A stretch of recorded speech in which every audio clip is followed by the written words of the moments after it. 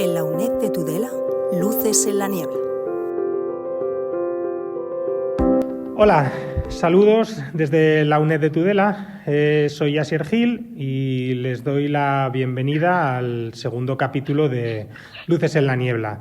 Ya saben que comenzamos este podcast al inicio de este año con el objetivo de abrirles una ventana más al conocimiento. Sobre todo de acercarles temas difíciles, de múltiples aristas y que en un primer momento pueden generar algo de vértigo por tratarse de asuntos que requieren de un bagaje amplio y profundo si lo que se quiere es desenvolverse en ellos con aplomo. Son, ya lo dijimos en el primer episodio, temas de calado, siempre ligados a la actualidad y que, se quiera o no, en el mundo globalizado en el que vivimos, nos van a afectar de alguna u otra manera. En esos muchas veces terrenos pantanosos nos hemos propuesto ofrecerles voces experimentadas que nos sirvan de guía, que sean, ya lo saben, nuestras luces en la niebla. Después de abordar lo que está sucediendo en la Franja de Gaza, vamos ahora a dar un gran salto para llegar al otro lado del mundo.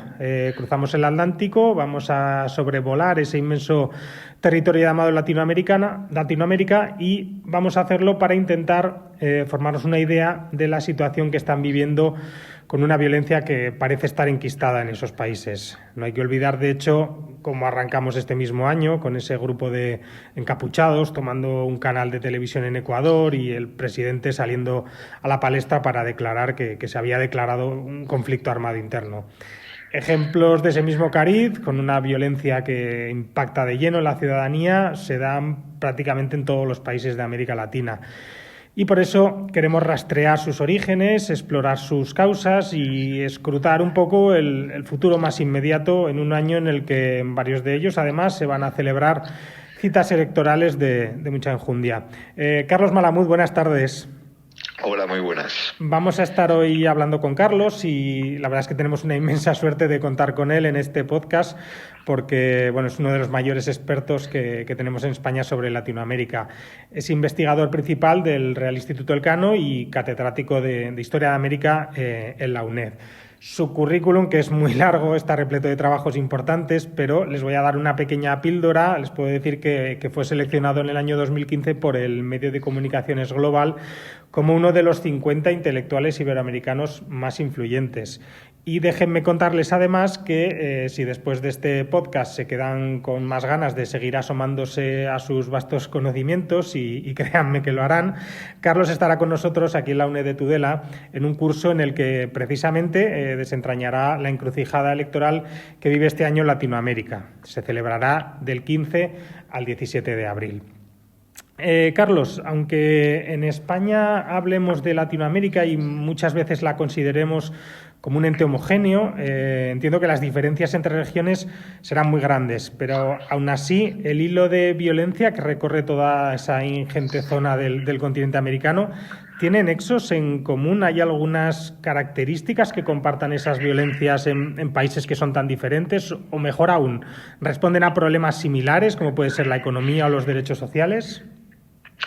Es verdad que América Latina es diversa, pero al mismo tiempo es una, ¿no? Es decir, hay mucha gente que dice que América Latina no existe, que las diferencias entre países, Honduras y Brasil, o México y Paraguay, por ejemplo, por citar casos extremos, son muy marcadas, pero también es verdad que como herramienta analítica es muy útil y sobre todo porque refleja una realidad que responde a causas comunes, ¿no? Partiendo de esto, es verdad que América Latina es una región sumamente violenta. América Latina también es al mismo tiempo la región más desigual del planeta, pero América Latina, en tanto territorio de contradicciones, por un lado es una zona de paz. Téngase en cuenta que si comparamos los efectos de las guerras, tanto en vidas humanas como en pérdidas materiales de los siglos XIX y XX, si comparamos lo ocurrido en América Latina con lo ocurrido en Europa, Primera y Segunda Guerra Mundial, o guerras napoleónicas sin ir más lejos, o en Asia o en África, el impacto en América Latina es muy, muy inferior, ¿no? Es decir, no ha habido guerras entre países de la magnitud que se conocen en otras partes del mundo, ¿no?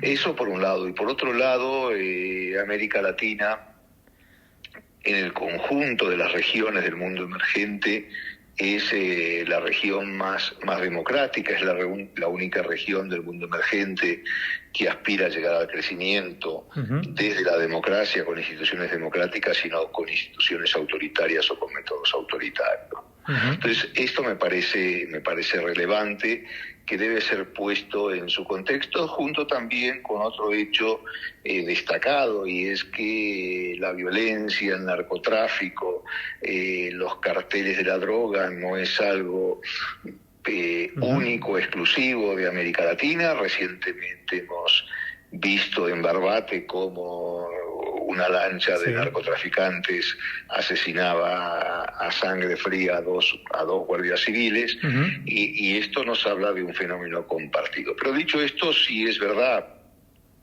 que en América Latina el problema del narcotráfico, de la seguridad, es un problema muy serio, de una envergadura inusual, y que también implica otro hecho no menor, y es el creciente grado de interconexión, de coordinación, de complementación entre los carteles de la droga y bandas criminales, grupos criminales de un país y otro. En este momento podemos ver con total naturalidad carteles de la droga colombianos y mexicanos actuando en Ecuador, el país al cual aludías en tu introducción, carteles brasileños actuando en Paraguay, carteles venezolanos como el Tren de Aragua, por ejemplo, actuando o estando presentes en Chile, en Perú y en otros países de la región. Es decir, que hay un avance en la coordinación de estos grupos que supera ampliamente la actitud más timorata, por así decirlo, de los gobiernos. Los gobiernos todavía están inmersos dentro de las fronteras nacionales, la idea de soberanía les impide avanzar. Sí es verdad que se han dado algunos pequeños pasos para coordinar la represión de estos grupos, la inteligencia, pero todavía queda mucho por hacer, mientras que los carteles sí han dado pasos significativos en la dirección que les interesa, que es incrementar el volumen de su negocio. Sí que me gustaría ahondar en esto, porque es verdad que aquí en Europa, en España, impactó mucho, ¿no?, ese comienzo de año con las imágenes de los narcotraficantes tomando el canal de televisión, empujando al país, como decía el presidente, a un conflicto armado interno. ¿Se ha convertido Ecuador en el nuevo México? ¿Cómo influye su ubicación geográfica dentro de las rutas de la droga en el establecimiento en el país de esa violencia? Bueno, el Ecuador se ha convertido en un polo importante en lo que es el tráfico de drogas a escala internacional. Es decir, si nos creemos que este es un problema exclusivamente ecuatoriano o un problema exclusivamente latinoamericano, pensando que eso nos va a ahuyentar los fantasmas de este drama, flaco favor nos estamos haciendo, ¿no? Es decir, Ecuador es un punto importante, el puerto de Guayaquil es un punto importante en el trasiego de drogas, pero también de precursores para producirla, o en el lavado también de capitales. Pero no olvidemos que Europa, junto con Estados Unidos, son centros consumidores importantes, ¿no? Y que en este sentido una porción no menor de la droga que se embarca en el puerto de Guayaquil se destina al puerto de Rotterdam, que se ha convertido en un centro de entrada de la droga muy importante, ¿no? Que la frontera entre Países Bajos y Bélgica es un colador por el cual permanentemente está trasegando gente con drogas en uno y otro sentido, ¿no? Entonces, sí, Ecuador es un centro neurálgico. Las rutas que van desde América Latina, Europa y Estados Unidos son varias. Por ejemplo, hay una que conecta América Latina con África y a través de Guinea-Bissau de ahí llega a Europa. Hay otras que lo hacen directamente y aquí los puertos gallegos suelen ser una vía de entrada preferencial a Estados Unidos, tanto por el Pacífico como por el Atlántico, como inclusive por vía terrestre.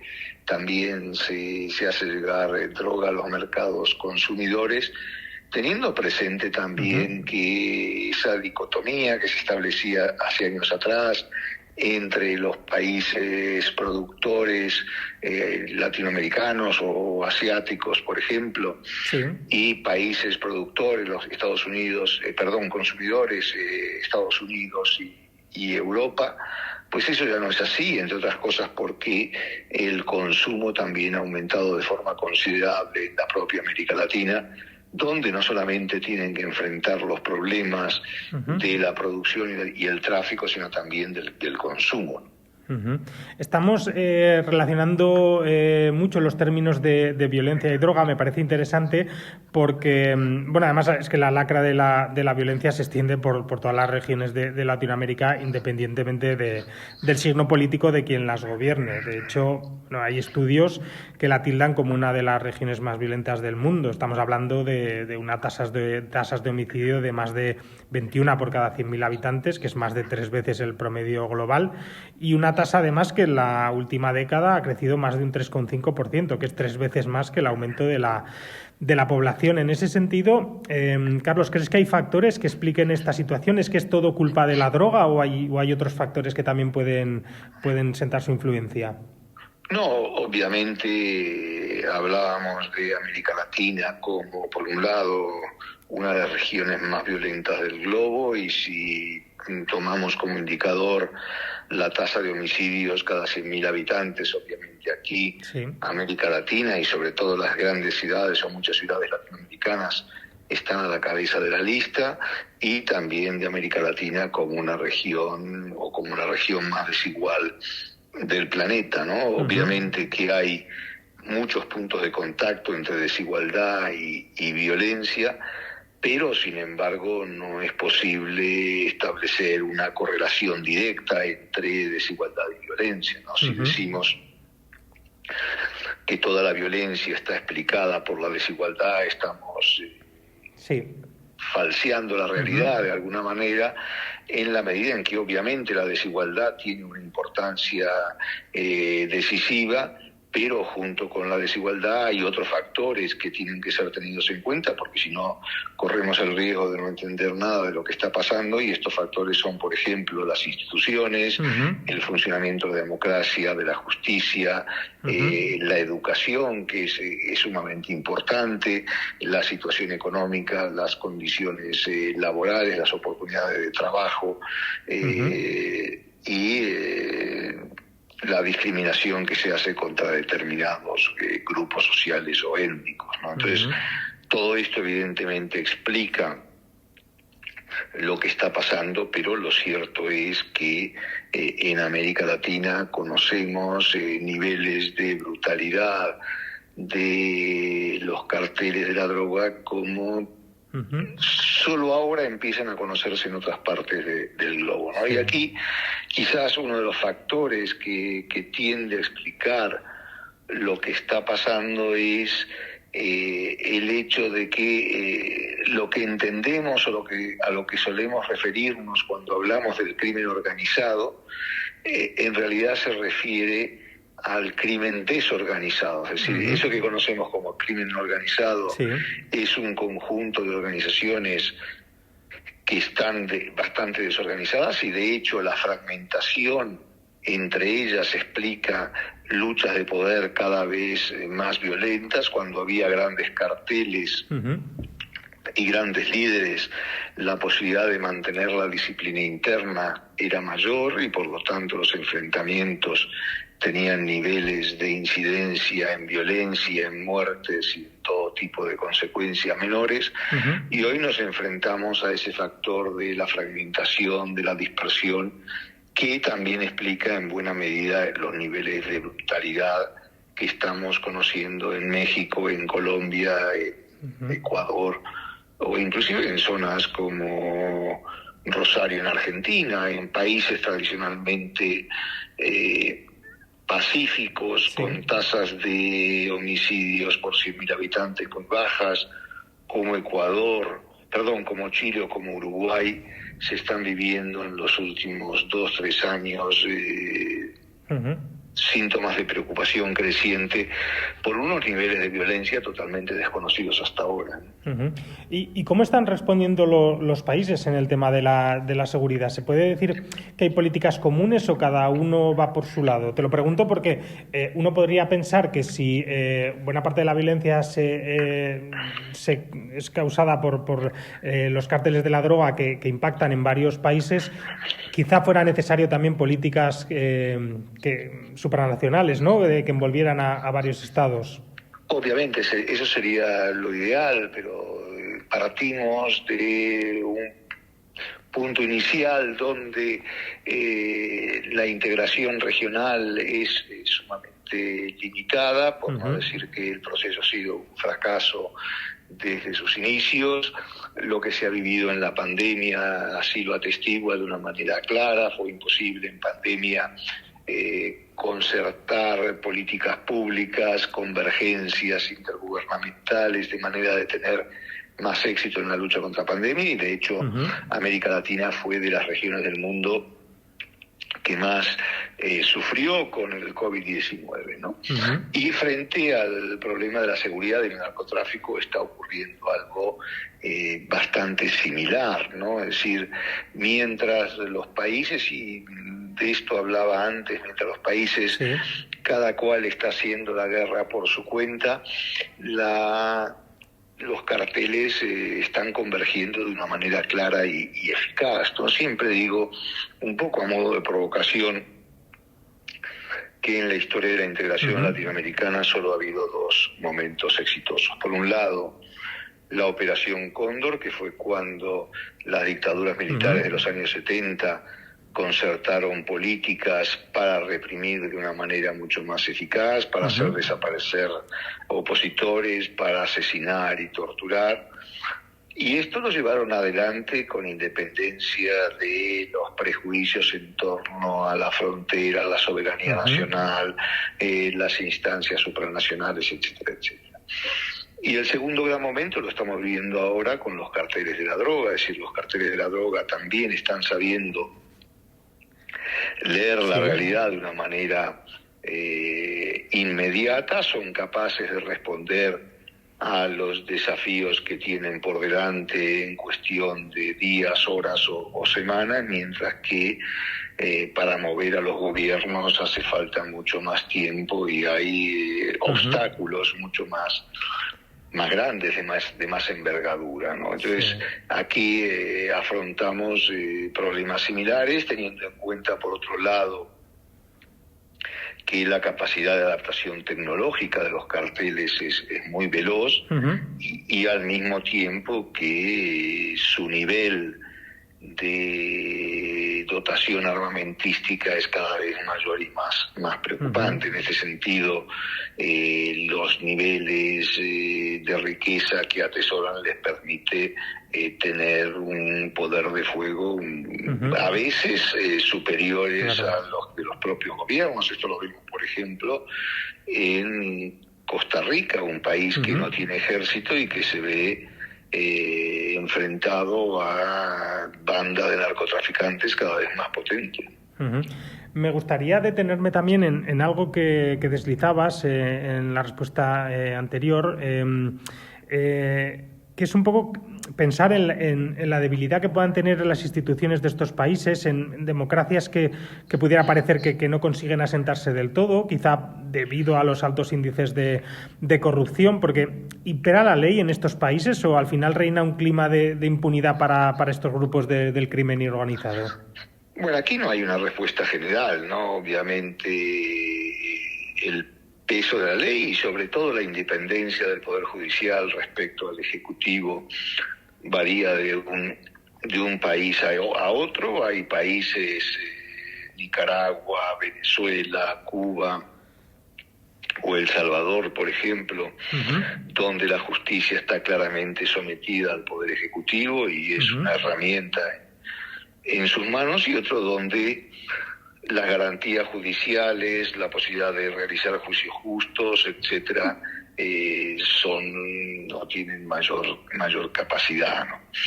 Entonces aquí evidentemente hay que desglosar, desagregar de una manera mucho más clara, pero lo que sí está claro es que hay problemas que son transversales, como por ejemplo el estado del sistema carcelario y de las propias instituciones penitenciarias, que muchas veces son verdaderas escuelas de crímenes, ¿no? Es decir, más que centro de castigos o de reeducación, son escuelas de crímenes, ¿no? Y de alguna manera esto se observa claramente en países tan distintos como Venezuela, como Ecuador o como Brasil, ¿no? Entonces, y el segundo factor que también está muy vinculado con lo que hablaba antes sobre el creciente potencial económico de estos grupos, es el tema de la corrupción, ¿no? Es decir, la liquidez de la cual hacen gala les permite corromper jueces, fiscales, policías, militares, políticos, etcétera, ¿no? Y esto sí es preocupante y también es una amenaza para la salud de la democracia en estos países. Ante situaciones así, parecería lógico que afloraran casos, bueno, pues como el de El Salvador, ¿no? De Nayib Bukele, que bueno, declaró la guerra a las maras, ha tenido una victoria aplastante en las recientes elecciones. Hace pensar que ese fuera el camino a seguir. Sin embargo, visto desde otro punto, el de la división de poderes o el del respeto a la ley, parece que estamos asistiendo al inicio de una dictadura. ¿Qué peligros conlleva saltarse, entre comillas, la democracia para resolver un problema tan acuciante como es el de la violencia? Bueno, eso es algo que está ahí, obviamente, y que implicaría el que muchos inocentes paguen o caigan en las redes policiales o militares a la hora de reprimir la violencia o intentar garantizar la seguridad de la población, ¿no? Yo creo que el caso salvadoreño es un caso muy, muy especial, porque los niveles de violencia que se vivían ahí eran prácticamente únicos e irrepetibles en el contexto latinoamericano. Las maras, las pandillas de criminales implicaban unos niveles de agresión social muy marcados. La extorsión, los asesinatos eran moneda de cada día. Las familias no podían salir a la calle porque iban a ser objeto de violencia. Si las niñas salían solas, podían ser violadas o convertidas en esclavas sexuales para estas bandas. Los niños eran introducidos en la violencia desde edades muy tempranas. Esto no es algo nuevo, es algo que se repite en otras partes del mundo, obviamente, pero los niveles que había alcanzado esto en El Salvador eran de tal magnitud que explican por qué la población salvadoreña ha acogido como ha acogido el fenómeno de Bukele, sobre todo teniendo en cuenta los fracasos repetidos de gobiernos anteriores, ¿no? Entonces, la angustia por un lado y la frustración por las promesas incumplidas por el otro es lo que explica la emergencia de Bukele, pero al mismo tiempo hacen del fenómeno Bukele un fenómeno prácticamente único e irrepetible, no solamente en América Latina, sino también en otras partes del mundo, ¿no? Entonces, claro, Bukele ha detenido y hace gala de ello a más de 70.000 personas, pero ha tenido que soltar a más de 7.000 porque eran evidentemente inocentes, y dentro de los 63.000 que quedan detenidos todavía el número de inocentes es mayor, ¿no? Así todo, muchos salvadoreños que tienen familiares directos o amigos entre quienes siguen encarcelados o quienes se encarcelaron y liberaron. Sin embargo, han votado por Bukele porque creen que el sacrificio para tener una vida, comillas, normal, es preferible a la situación dramática que estaban viviendo. Sí que has comentado que son figuras pues eso, muy asociadas a su contexto, pero ¿esas políticas crees que son que se pueden repetir en otros países? O sea, una figura, un presidente que sea muy fuerte, que se oponga muy vehementemente contra la violencia para ahogarla, o es muy difícil trasladar esas políticas? América Latina es tierra de caudillos, ¿no? Así la literatura latinoamericana recoge ejemplos de caudillos de forma constante, ¿no?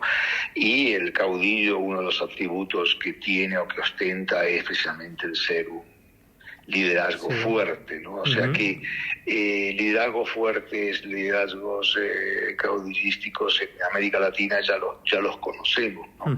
Y muchas veces ha existido la tentación repetida una y otra vez de implementar políticas de mano dura, ¿no? Es decir, políticas de mano dura contra el crimen, contra el narcotráfico, contra los pandilleros, etcétera, ¿no? Pero por lo general también es cierto que estas políticas de mano dura suelen fracasar. El caso de Bukele es bastante ejemplar en ese sentido y por lo tanto esto explica también por qué se ha convertido en algo muy simbólico, ¿no? Es decir, que de otra manera no lo sería. Es decir, si no hubiera tenido éxito no sería todo lo simbólico que es, pero también de haber habido otros ejemplos previos, su valor simbólico también sería menor, ¿no? Es decir, que la tentación de la mano dura ha existido siempre, pero permanentemente ha habido grandes límites en torno a ellas. Este 2024, ya lo decíamos, es un año crucial para muchos países de la zona porque se celebran 6 elecciones presidenciales, otras 3 locales muy importantes. ¿Qué cambios esperas que se den? Y sobre todo, ¿piensas que esos nuevos gobiernos que salgan de las urnas van a poder hacer algo contra la violencia en esos países? Bueno, en primer lugar, lo que habría que decir en relación con el proceso electoral es que este año 2024 va a suponer de alguna forma la quiebra de una tendencia que había estado vigente en los últimos años, que era la derrota de los oficialismos, ¿no? Si excluimos la elección de El Salvador, que se ha producido ahora a principios de febrero de la ecuación, pues vemos que en las anteriores 17 últimas elecciones presidenciales, en 15 de ellas venció la oposición. Es decir, que más allá de los giros a la izquierda, los giros a la derecha, en los cuales se insiste una y otra vez, lo que hay es un sentimiento de frustración de las sociedades latinoamericanas, frustración frente a las promesas incumplidas de los políticos, y esto hace que hayan apostado por soluciones a veces extremas, pero que salían de la lógica de los partidos tradicionales, ¿no? Esto de alguna manera explica resultados a veces sorprendentes como el de Castillo en su día en Perú, el de Petro en Colombia o el del propio Bukele, ¿no? Sin embargo, ¿qué tenemos este año? Este año primero Bukele ha sido reelecto y luego de los otros 5 procesos electorales nos queda República Dominicana, donde las opciones del presidente Abinader de ser reelecto son importantes. Nos queda México, donde las opciones de la candidata oficialista Claudia Sheinbaum, la teórica heredera de López Obrador, también son importantes. Y finalmente queda Venezuela, donde, salvo un milagro divino, Nicolás Maduro va a ser reelecto, ¿no? Entonces, de 6 elecciones presidenciales este año 4 van a triunfar los oficialismos y solo en 2, que son Panamá y Uruguay, podríamos asistir a triunfos opositores, ¿no? Pero, y esto es una clara diferencia con lo que venía pasando en los años anteriores, ¿no? Ahora, volviendo a tu pregunta, sí. ¿Los nuevos gobiernos van a suponer o van a poder implementar políticas activas y eficaces para vencer al narcotráfico, a la violencia y al crimen organizado? Pues me temo que no. Me temo que, salvo que realmente se ponga en marcha un proceso de convergencia en las políticas públicas, de convergencia en los intercambios de inteligencia, de políticas policiales, militares, judiciales, carcelarias, de ámbito regional, poco se va a avanzar en este combate tan desigual de momento. Y siguiendo el hilo de tu respuesta, si además le sumamos que los pronósticos no son muy halagüeños, si ahora ya mismo hay 17 de los 20 países más violentos del mundo que están en Latinoamérica, y las perspectivas que se manejan desde la propia Naciones Unidas es que las tasas de homicidio sigan aumentando en los próximos años. ¿Qué les espera a los ciudadanos de esos estados si sus gobiernos no son capaces de controlar la seguridad? Pues habrá que ver qué políticas, por un lado, implementan los gobiernos y, por otro lado, qué respuestas dan las sociedades, ¿no? Es decir, hemos visto que, por ejemplo, en Argentina, ante los fracasos constantes de los partidos tradicionales, los ciudadanos argentinos han optado por una salida tipo Milei, es decir, una salida que en otro momento en la historia argentina hubiera sido claramente impensable, pero hoy es lo que está ocurriendo, y de no haber grandes cambios y modificaciones, pues me temo que el tránsito hacia soluciones iliberales se convierta cada vez más en la norma, pero como te decía al principio, esto no es un fenómeno únicamente latinoamericano, ¿no? Es decir, ahí tenemos, por supuesto, en la región tenemos a Milei o Bolsonaro o Bukele, o también a Daniel Ortega o Nicolás Maduro, pero también tenemos en Estados Unidos a Trump, que puede ser reelegido en este año 2024. No olvidemos que 2024 es un año potencialmente activo en materia electoral en todo el planeta. Trump puede ser reelecto. Ahí tenemos a Orbán, por ejemplo, en Hungría, en la propia Unión Europea. Y el fenómeno del auge populista de gobiernos y regímenes liberales está en auge, ¿no? Y por lo tanto es responsabilidad de los demócratas de todo el mundo empezar a revertir este fenómeno, ¿no? Teniendo en cuenta, como decía, que por ejemplo el tema del narcotráfico no es una cuestión únicamente latinoamericana, es algo en la cual los europeos deben estar cada vez más concernidos e intentar buscar respuestas comunes, porque se trata de un problema común y crecientemente preocupante para las dos regiones.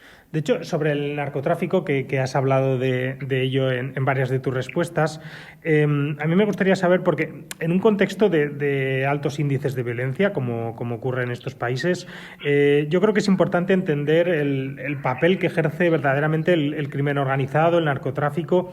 Se han convertido en actores tan relevantes que incluso pueden llegar a sustituir al Estado en algunas regiones. Sí, pero insisto, ¿no? Hay que tener presente que esto de los carteles no es un fenómeno exclusivamente latinoamericano, ¿no? Si vemos a nuestro alrededor, vemos cómo funcionan las mafias italianas, las mafias rusas, las mafias kosovares, que tienen una presencia cada vez más importante, ¿no? Y bueno, entonces, por eso decía que esto no es una cuestión únicamente latinoamericana, que Es verdad, la cocaína se origina básicamente en América Latina, pero no así la heroína, ni el hachís, ni tampoco las drogas sintéticas como el fentanilo, que están teniendo efectos terribles en sociedad como la de Estados Unidos. Vale, y ya para terminar me gustaría también que echáramos un vistazo un poco al futuro más inmediato. En tu opinión, con la experiencia que tú tienes en esos países, ¿qué soluciones se antojan posibles para atajar un problema tan grave como la violencia? ¿Crees que hay que mejorar la economía, combatir las desigualdades sociales, también trabajar en la educación, hay que luchar contra la corrupción? El problema de la violencia y el problema del narcotráfico, que van asociados también a la desigualdad, primero requieren soluciones regionales, ¿no? Es decir, soluciones individuales tienen un recorrido muy, muy corto, ¿no? Y por otro lado también requieren soluciones integrales. Si uno mejora la economía pero no mejora la educación, ni la sanidad, ni las instituciones, sus políticas van a tener un alcance muy, muy limitado. Entonces, políticas globales y políticas regionales. Pero esto requiere de reformas en profundidad que muchas veces son rechazadas por una parte del espectro político ideológico o por la otra, y que por lo tanto requieren de amplios consensos políticos y sociales. Sin esos consensos políticos y sociales, sin esas políticas regionales y globales, es poco lo que se va a poder hacer, ¿no? Bueno, muchísimas gracias, Carlos, por permitirnos recorrer contigo este territorio tan variado y apasionante como es Latinoamérica. Es evidente que si se desea entender todo su contexto, comprender también su situación, pues es necesario ahondar en muchos aspectos que estoy seguro quedarán mucho mejor aclarados en el curso que celebraremos contigo entre el 15 y el 17 de abril aquí en la UNED de Tudela. Recuérdenlo, América Latina en la encrucijada. Estaremos muy contentos de volver a contar con tu voz nuevamente en la UNED, Carlos. Será un placer. Esperemos que la luz en la niebla o los faros en la niebla pongan algo más de claridad en todo lo que está pasando. Sí. Y a todos ustedes solo me queda agradecerles que se hayan subido con nosotros a este avión virtual con el que hemos sobrevolado el continente americano, mirando desde las alturas el problema tan grave que los países latinoamericanos tienen, con una violencia de tintes endémicos y que marca en buena medida el devenir de estas regiones. Espero que ahora tengan un poco más claras las particularidades de esta problemática y cómo afecta esta violencia a sus ciudadanos. Les invito a que sigan con nosotros en este viaje que hemos iniciado este 2024, que nos llevará en futuras paradas a otros lugares, a mirar con una perspectiva siempre ávida de explicaciones otros temas que marquen nuestra agenda en este mundo en el que nunca hay que perder el afán de conocimiento. Si lo conservan fuerte y enérgico, pero donde se pierden es en el camino, aquí estaremos nosotros, la UNED de Tudela, para ofrecerles luces en la niebla. Hasta la próxima. En la UNED de Tudela, luces en la niebla.